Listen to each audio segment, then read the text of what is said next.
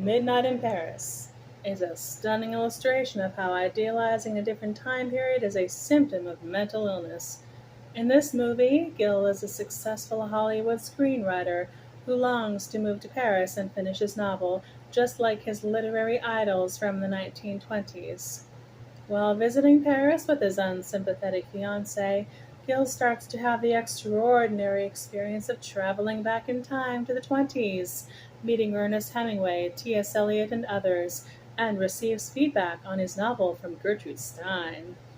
During these escapades, he falls in love with a young French woman who romanticizes an even earlier time, and he realizes that the present will always be a little unsatisfying because life is a little unsatisfying.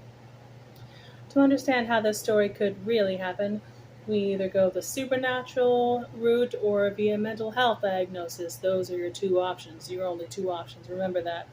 If Gil is not really visiting other time periods and meeting historic figures, then he must be hallucinating or knee deep in ideas or delusions of reference, which I'm thinking is the most common route to this kind of experience.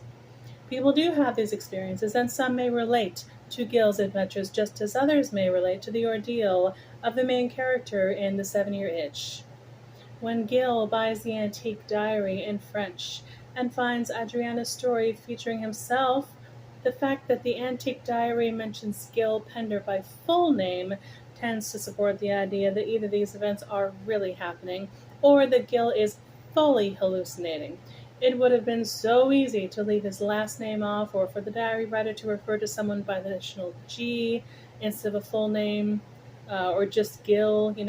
That would make it more likely, more realistic, more relatable. Sort of like in Rosemary's Baby, where they never show you the real proof of what Rosemary thinks is going on, so you don't know if it's all in her head. If they showed you the little devil baby, you'd either be too scared or it would be so campy as to lose its gravity. It is the mystery combined with the plausibility that makes it freaky in that case. Now, does this mean that we have to believe that it is possible to time travel?